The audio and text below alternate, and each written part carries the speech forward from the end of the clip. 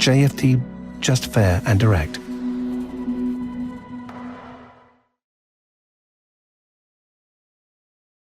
Bienvenidos y bienvenidas a una nueva sesión de análisis del mercado semanal, donde intentaremos valorar, descubrir e interpretar todos los movimientos que se pueden ir produciendo durante esta semana en los mercados financieros. En esta sesión hablaremos sobre todo del calendario macroeconómico, veremos cuáles van a ser los principales datos macroeconómicos que van a impactar en los mercados esta semana. También hablaremos de las últimas noticias del mercado, por supuesto. Tenemos algunos eventos importantísimos para esta semana y para finalizar hablaremos también, por supuesto, del análisis técnico de los principales activos. Repasaremos toda la renta variable europea norteamericana y al final de esta sesión pues hablaremos de las posibles oportunidades que se estén dando en algunos activos que en estos momentos consideramos que están en un punto muy interesante. El primero de los eventos, ¿no?, que vamos a conocer esta semana, el evento de la semana, del mes, incluso del 2024, son las elecciones en Estados Unidos, que ya están aquí, después de una larga campaña electoral donde ha habido altos y bajos, ¿no?, donde ha habido todo tipo de discusiones, de diálogos, de digamos debates, ¿no?, sobre qué es lo que puede ocurrir después de las elecciones de Estados Unidos. Al fin, pues bueno, veremos el desenlace mañana martes 5 de noviembre entre los dos candidatos a la presidencia de Estados Unidos. En primer lugar, pues Kamala Harris desde el Partido Demócrata y Donald Trump desde el Partido Republicano. Hemos resaltado sobre todo hoy un informe o un análisis que ha hecho Barclays sobre las consecuencias o lo que podría ocurrir dependiendo de quién sea el ganador de las elecciones en Estados Unidos. Y en este informe, digamos, se han tocado hasta 7 puntos diferentes, ¿no?, dependiendo pues un poco de cuál puede ser las políticas que van a desplegar a partir de ahora. En este informe se habla tanto de políticas públicas como de la parte macroeconómica o de la parte económica, también cuál puede ser el impacto en el dólar y en las divisas de alrededor, incluidas el peso mexicano, por ejemplo, o el dólar canadiense. También se discute en este informe sobre los tipos de interés, cuál puede ser el futuro de los tipos de interés en Estados Unidos y cómo puede evolucionar el crédito dentro de Estados Unidos, y por supuesto también toda la parte de renta variable, ¿no?, cómo dependiendo de quién sea el ganador, cómo puede afectar a las compañías cotizadas en Estados Unidos. También, por supuesto, ¿no?, las relaciones con los diferentes mercados emergentes y algunas inversiones temáticas, ¿no?, cómo dependiendo de quién sea el ganador de estas elecciones puede, digamos, influenciar en determinados sectores o en determinadas industrias.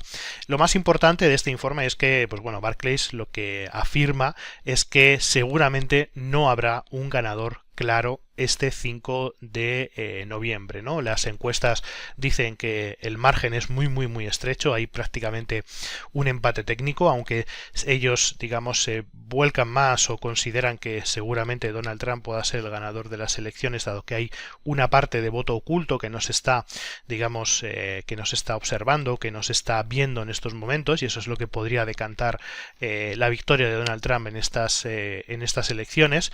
Parece también que las encuestas, ¿no?, algunas de las encuestas pues le dan unos puntos más que a Kamala Harris. Y luego, pues bueno, lo que sí es cierto que también en el informe se detalla de una forma, digamos, mucho más clara, es que independientemente de quién sea el ganador, va a ser muy difícil para ellos poder llevar sus políticas y que éstas sean aprobadas en el Congreso de los Estados Unidos, ¿no? Y pues seguramente pues van a tener que gobernar a golpe de decretazo, ¿no? A través de pues una serie de directivas ejecutivas de la propia presidencia para poder llevar a cabo algunos de los objetivos, ¿no?, que se están marcando en su campaña. Por tanto, independientemente de quién sea el ganador de estas elecciones en Estados Unidos, la cosa pues va a estar más difícil. Y hay algunos elementos muy importantes, ¿no?, que se están discutiendo, como por ejemplo las políticas públicas. En ambos casos se considera que la tendencia sobre el crecimiento de la deuda de Estados Unidos se va a seguir incrementando. En el caso de Kamala Harris, Barclays lo estima aproximadamente entre los 3.500 y los 4.000 millones de dólares, que esa deuda se podría, digamos, o ese nivel de deuda se podría ampliar durante su mandato para aplicar sus políticas, y en el caso de Donald Trump podría ascender a los 7.500 millones de dólares, ¿no? Debido a esas políticas de inmigración, esas políticas de proteccionismo que estaría dispuesto a aplicar en Estados Unidos.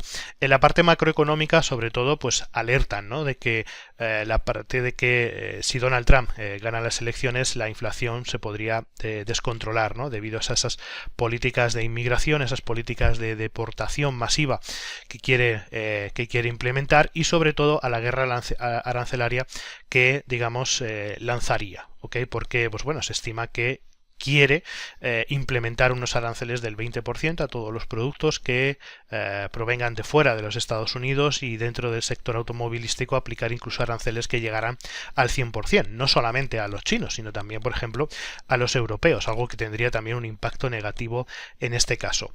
También es cierto que en el caso del mercado de divisas, en el caso del dólar, se considera que una victoria de Donald Trump podría fortalecer el dólar, podría hacer un dólar un poco más caro, tampoco algo significativo, entre un 2 y un 3%, y que la victoria de Kamala Harris pues mantendría un dólar, digamos, más estable, o incluso a la devaluación del propio dólar.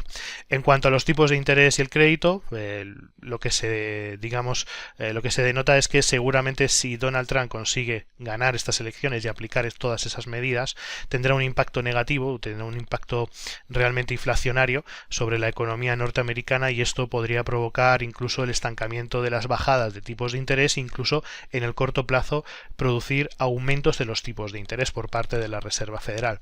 Y luego en la parte de crédito, pues seguramente estarían afectadas sobre todo empresas pequeñas y empresas medianas, o aquellas empresas que necesitan una financiación, digamos, más a medio y largo plazo, dado que este impacto inflacionario sobre esas medidas que quiere aplicar Donald Trump, también sobre la parte de aranceles y demás, perjudicaría sobre todo a empresas importadoras y exportadoras. Y luego en la parte de la renta variable se estima que pues aproximadamente los movimientos pueden rondar entre el 3 y el 5%, ¿no?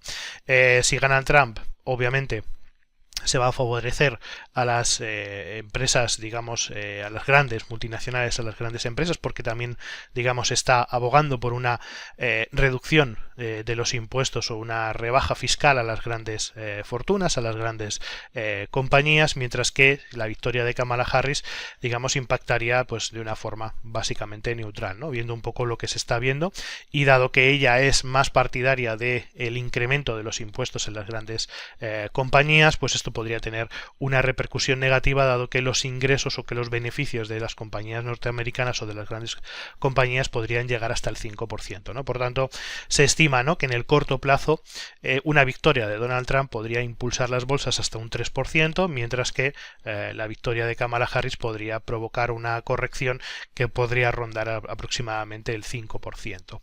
Esto en cuanto a la renta variable, ¿no?, en cuanto al impacto de las diferentes medidas que podrían tener sobre la renta variable. Y luego tenemos también otras cuestiones, como por ejemplo los mercados emergentes, que puede ocurrir en el caso de que pues Donald Trump ganara las elecciones, y sobre todo pues aquí hace mucho hincapié a todos los mercados exteriores, ¿no? Hace bastante hincapié en el hecho de el apoyo de Donald Trump a la isla de Taiwán, y luego pues bueno, en cuanto a toda la parte geopolítica, estaríamos hablando de pues, esa mayor dureza o esas mayores restricciones o mayor colaboración con la OTAN, o incluso el apoyo, ¿no?, a Israel con los conflictos que hay abiertos en estos momentos. En cuanto a si gana Kamala Harris, se considera que la situación seguirá siendo a nivel geopolítico muy similar a la que estamos observando hoy en día, ¿no? Seguirá, por supuesto, con el apoyo a Israel, seguirá con el apoyo a la OTAN y el apoyo a Ucrania, y en cuanto a Taiwán, pues la situación se intentará seguir manteniendo de lo más estable posible.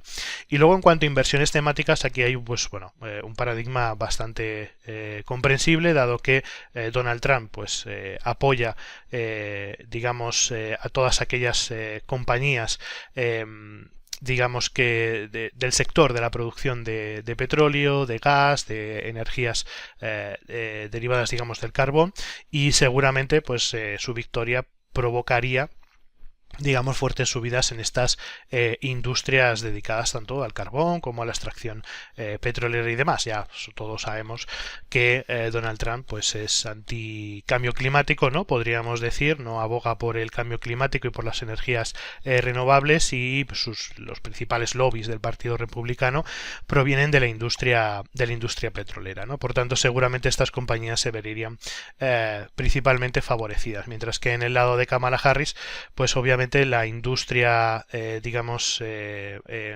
las energías renovables seguramente tendrían un impacto mucho más positivo. Hay que decir que, como comentaba al principio, aunque gane uno o gane otro, estas políticas se consideran que va a ser muy difícil que las apliquen, ¿no? Tanto de un lado como del otro, porque va a haber una gran fragmentación en el Congreso, una gran división, y llevar a cabo cualquier tipo de medida, cualquier tipo de objetivo o política por parte de cualquiera de los dos va a ser realmente complicado, ¿no? Por tanto, obviamente Estados Unidos es una nación que tiene muchísimos niveles, ¿no? de corrección o niveles de control sobre lo que uno u otro quieran hacer dentro de su agenda política, y por tanto, pues bueno, no se considera que tampoco vaya a haber grandes fluctuaciones o grandes cambios para los próximos 4 años.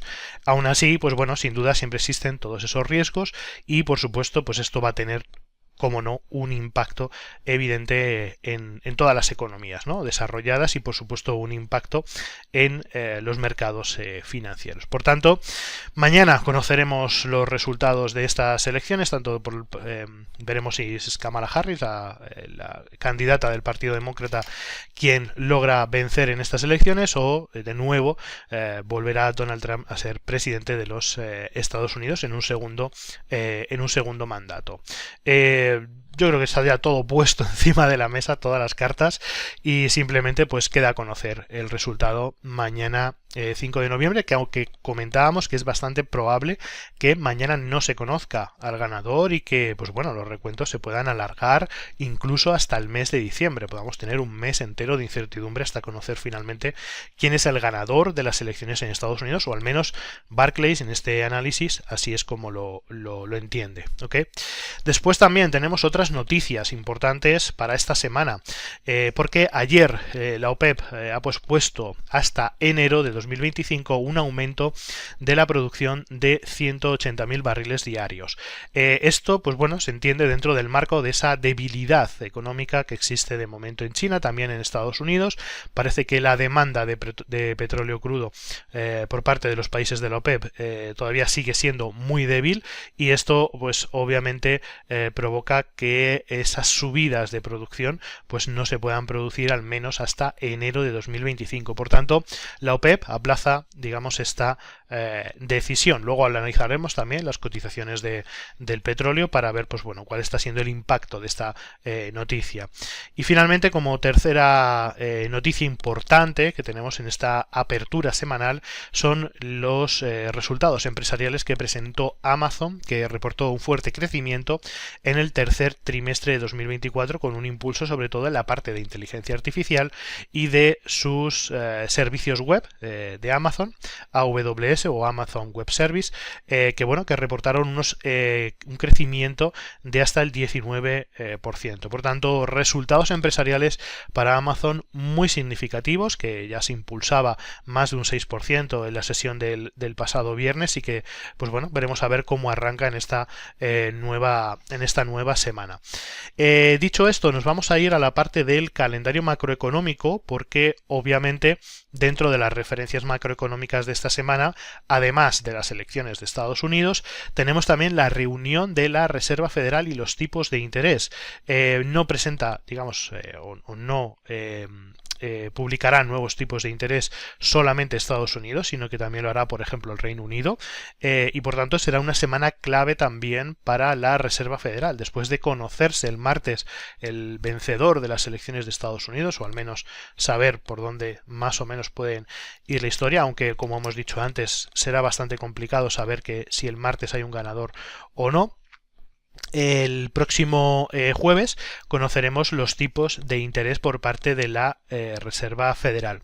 Todas las estimaciones nos decían que, o todos los analistas, había un consenso en el que en esta reunión la Reserva Federal se iba a inclinar por una nueva bajada de 50 puntos básicos de los tipos de interés, pero esto está cambiando en las últimas semanas después de haberse conocido los últimos informes tanto de empleo como de inflación, donde hemos visto repuntes sobre la inflación, que también vimos por ejemplo en Europa, y todavía mantiene un mercado laboral muy fuerte, ¿no? Con una tasa de desempleo que ronda el 4%. Por tanto, vamos a conocer este jueves esa reunión de la Reserva Federal, también por supuesto el discurso o la rueda de prensa posterior, que serán en torno de las 7 de la tarde, entre las 7 de la tarde y las 8:30 de la tarde del próximo jueves 7 de noviembre. Por tanto, también decisión muy importante, y el jueves también 7 tendremos la decisión de los tipos de interés por parte del Banco Central de Inglaterra, que digamos la previsión nos dice que bajará los tipos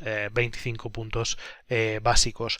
Aparte de estos datos, hoy lunes conocemos los datos del PMI manufacturero de España, también el PMI manufacturero de Alemania, datos muy relevantes dado que pues está midiendo, ¿no?, la fortaleza o la debilidad del sector manufacturero europeo, que en principio pues se ha visto bastante debilitado, sobre todo por la parte de la automoción, ¿no?, en los últimos meses, sobre todo ese problema que persiste todavía en Alemania. Mañana martes 5 de noviembre además también conoceremos los tipos de interés de Australia, los conoceremos de madrugada a las 4:30 hora de España, y pues bueno, veremos también por supuesto los datos de empleo de España, las elecciones de Estados Unidos mañana martes, comparecencia también del Banco Central Europeo y los datos del PMI de servicios y no manufacturero de Estados Unidos, aunque obviamente mañana martes todo el mundo va a estar pendiente de las elecciones de en Estados Unidos. Y luego ya el miércoles conoceremos también algunos datos como el PMI de servicios, la comparecencia de Christine Lagarde de nuevo y los inventarios de petróleo crudo del Instituto Americano de Energía, que se publican cada semana. Por tanto, pues bueno, en cuanto a la parte macroeconómica, dos factores fundamentales: el primero de todos, las elecciones de Estados Unidos, y en segundo lugar la reunión de la Reserva Federal y los tipos de interés del próximo jueves. Y luego obviamente también recordar que estamos en presentaciones de resultados, plena temporada de resultados, donde esta semana dentro del selectivo español IBEX 35 conoceremos los resultados de Telefónica, Grifols, ArcelorMittal, Amadeus y Robi, entre otras compañías, como por ejemplo IAG, que también publicará datos el viernes. Y luego en el mercado americano ya la cosa por aquí un poco más relajada, después de que la semana pasada tuviéramos y la anterior las publicaciones de las grandes capitalizadas de Estados Unidos, de los 7 magníficos, y esta semana pues bueno, publicarán resultados compañías como Vertex, Palantir, Arista, Qualcomm y Airbnb, entre obviamente muchísimas otras compañías norteamericanas, pero ya de menor capitalización. Así que así es como viene en la parte macroeconómica esta semana los mercados, y ahora nos vamos a ir directamente a los gráficos y vamos a arrancar, vamos a ver cómo ha ido en el arranque de sesión de hoy para, lo primero de todo, el selectivo español, el IBEX 35, que en estos momentos, como veis, cotiza en los 11.850 puntos aproximadamente. Hemos tenido cierta recuperación desde la pasada semana, donde veíamos cómo el IBEX se aproximaba de nuevo a niveles de soporte cercanos a los 11.600 puntos, ¿no? Vamos a ver si esta semana es la semana de volver otra vez, ¿no?, a intentar rebasar esos niveles de los 12.000 puntos. Las estimaciones eran que con las presentaciones de resultados sobre todo, ¿no?, de la parte bancaria española, que se prevían que iban a ser muy buenos resultados, se podría superar esa cota de los 12.000 puntos, pero finalmente no ha sido así. Aunque los resultados del sector bancario han sido muy positivos, prácticamente la mayoría de los inversores están considerando que los bancos ya están en niveles máximos y que las futuras bajadas de tipos de interés pueden impactar de forma directa sobre los beneficios de los propios bancos europeos y españoles, ¿no? Por tanto, pues bueno, el sentimiento que se está digamos, que estamos observando, sobre todo en la parte bancaria, que es la más importante del IBEX 35, lo que mayor peso tiene sobre el IBEX 35, es que estamos llegando ya a los límites, ¿no?, de esos movimientos alcistas históricos que han tenido los bancos tanto 2023 como todo este 2024, ¿no? Veremos a ver si finalmente, pues bueno, se consigue rebasar esa cota importantísima que tenemos en los 12.000 puntos, y vigilaremos muy de cerca también la zona de soporte que está en los 11.558. Recordemos también que habrá impacto también en la renta variable europea, no solamente el IBEX 35, sino a nivel general en toda Europa, dependiendo de quién gane las elecciones de Estados Unidos. Recordar que Europa también en estas elecciones se juega mucho, porque es posible que se limiten las exportaciones de Europa a Estados Unidos, se apliquen aranceles, sobre todo a la parte automovilística. En el caso, por ejemplo, de que Donald Trump pues gane las elecciones, se eliminarían los apoyos de la OTAN. Pues bueno, hay muchas circunstancias, hay muchos elementos que podrían impactar de forma negativa en toda la parte de la renta variable europea. Pero bueno, en cuanto a cotizaciones, lo que decíamos, ¿no? Para esta semana, de momento, yo creo que los dos niveles clave son esos 12.000 puntos, como ese objetivo que nos podemos marcar para esta semana, y luego vigilar, por supuesto, el soporte que tenemos en los 11.558 puntos. Después nos vamos al DAX alemán, que la semana pasada, pues bueno, después de conocerse resultados empresariales, algunos datos macroeconómicos, vimos cómo generó una fuerte corrección por debajo de los 19.300 puntos, cota que parecía que mantenía durante semanas atrás, ¿no? Todo ese rango lateral que manteníamos. Se ha perforado, hoy está intentando recuperarse por encima de esos niveles, pero bueno, técnicamente lo que observamos es que se está utilizando en estos momentos como una zona de resistencia. Por tanto, hay que vigilar muy de cerca los 19.300 puntos, y podría haber caídas mayores hasta la zona de los 18.922 puntos. Por tanto, pues bueno, mucha precaución, porque después de ese movimiento impulsivo que generó la semana pasada desde la zona de los 19.680 puntos, con esa ruptura de los 19.300, podríamos tener un movimiento de continuación para ir a buscar la siguiente zona de soporte, que la encontramos en los 18.922. Bajo mi punto de vista, la tendencia general alcista en el DAX todavía no se ha perforado. Si analizamos los últimos movimientos o los últimos impulsos que se generaron desde los mínimos, todavía nos encontramos en una secuencia alcista. ¿Ok? Por tanto, pues bueno, no es extremadamente preocupante. Estas caídas pueden ser simplemente ligeras correcciones para continuar con las subidas. Por tanto, esto lo que debemos vigilar justamente en estos momentos es precisamente esa zona de soporte, ese último mínimo creciente que se produjo en los 18.920, 18.900 puntos. Esa zona consideramos que es la zona crítica para valorar una potencial, digamos, un potencial cambio de tendencia, al menos de corto plazo, en el DAX alemán. Por tanto, va a ser una zona muy relevante para esta semana. Eso por la zona de soporte, y por la resistencia, pues obviamente tenemos los 19.300 puntos, que son pues esos mínimos que se perforaron la semana pasada y que ahora están actuando como zona de resistencia. Si se recupera por encima de esos niveles, obviamente podríamos volver a optar, ¿no?, a volver de nuevo a niveles de los máximos anteriores en los 19.680 puntos. Ahora nos vamos al CAC francés, donde también la semana pasada tuvimos importantes caídas desde los 7.623 puntos, que era la zona de resistencia que pues bueno, barajábamos para la semana pasada, y como vemos, pues bueno, al finalizar la semana se rompió esa cota, ¿no?, de los 7.400 puntos. Una zona muy relevante, ¿de acuerdo? Hablamos y pues bueno, llevamos discutiendo durante varias sesiones esa posibilidad de que exista un patrón, una estructura de hombro, cabeza, hombro alcista, pero que, como vemos en el gráfico, no termina de consolidarse, ¿no? Así que de momento la secuencia o la fase correctiva en el CAC francés se sigue manteniendo, seguimos viendo máximos y mínimos decrecientes, y la zona de soporte a vigilar en estos momentos serían los 7.280 puntos.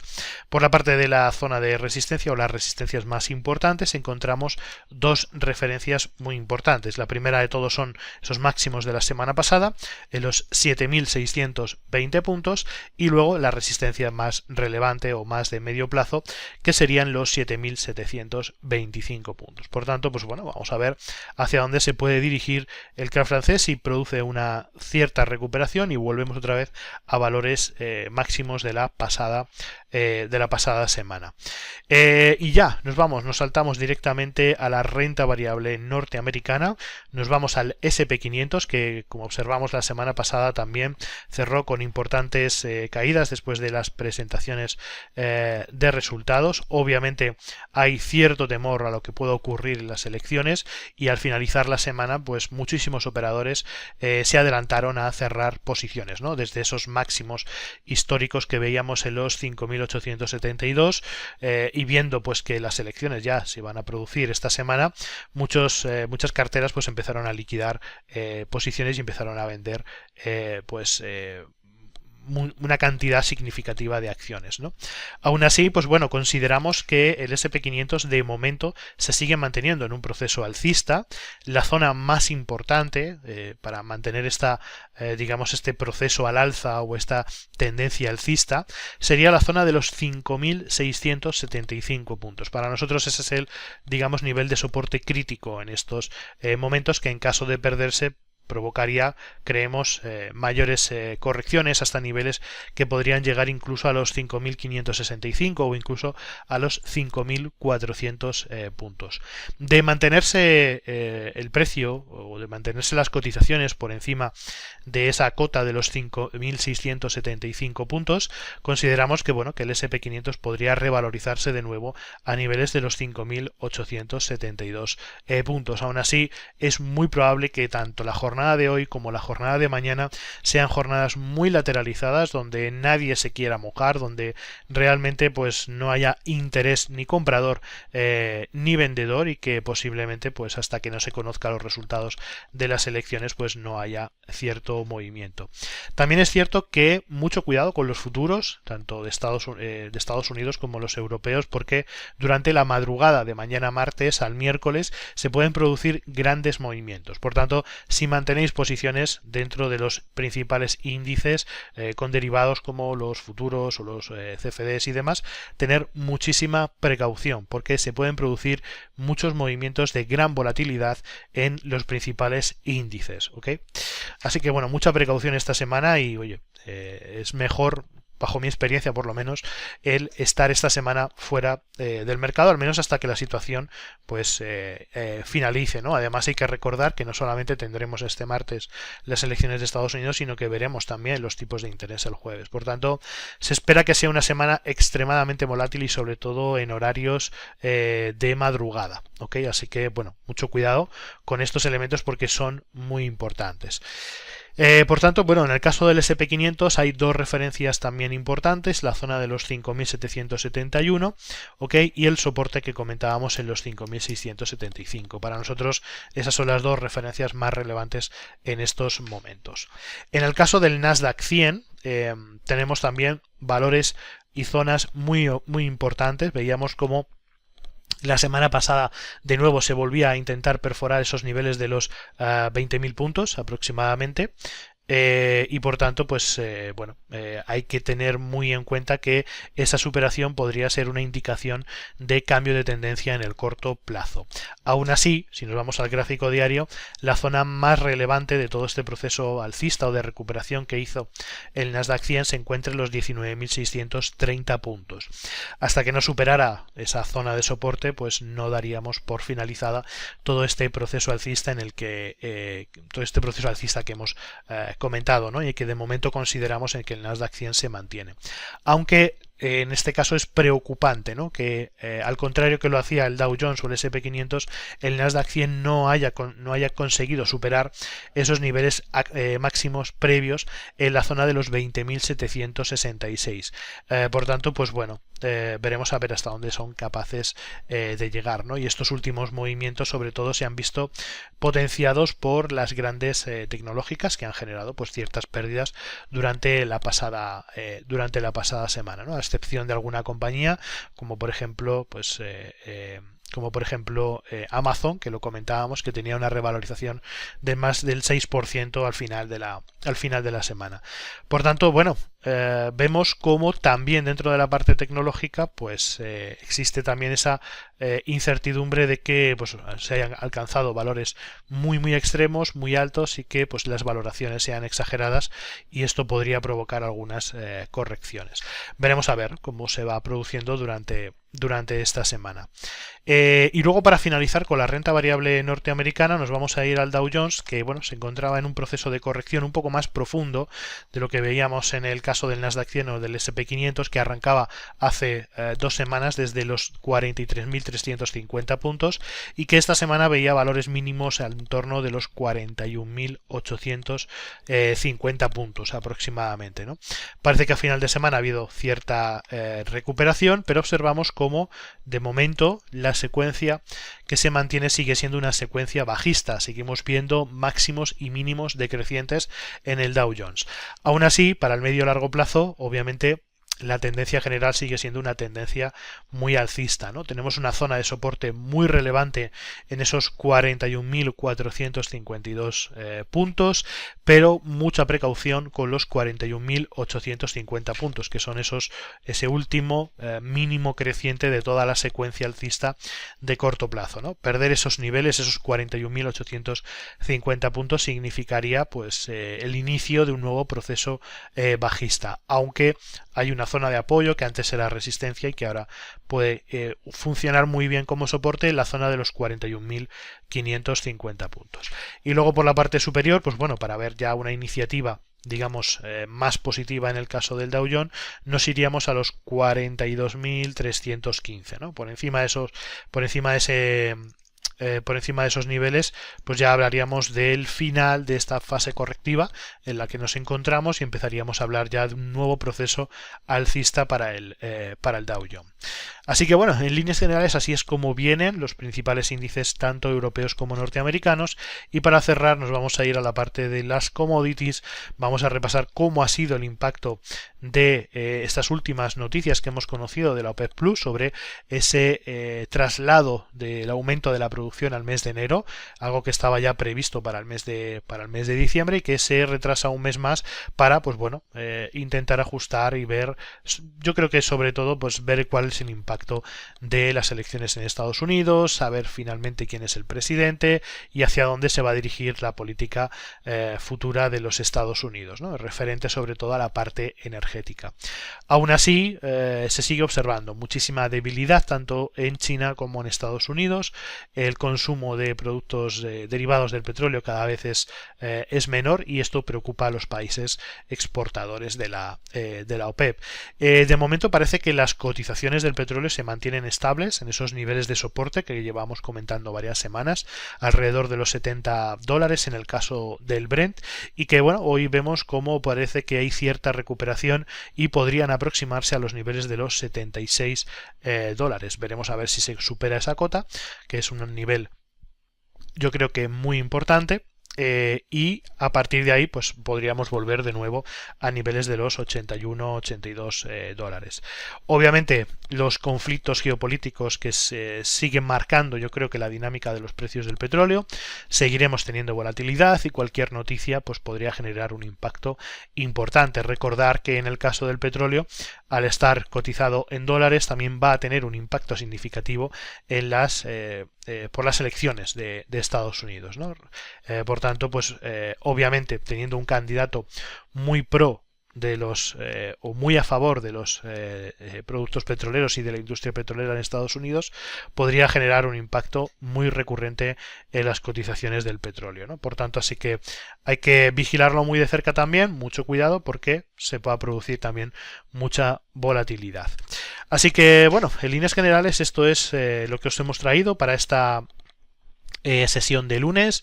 Espero que os haya gustado este resumen o este análisis para esta semana. Muy atentos a las principales referencias macroeconómicas y recordaros a todos que por supuesto estaremos siempre encantados de atenderos. Como ya sabéis, estamos en el Paseo de la Castellana 200 de Madrid. Podéis llamarnos a nuestra oficina cuando queráis, tenéis ahí los datos de contacto, o escribirnos un correo electrónico a support@jfdbrokers.com. Será como siempre un placer ayudaros. Y nos vemos la próxima semana en un nuevo análisis semanal. Hasta la próxima. JFD, just fair and direct.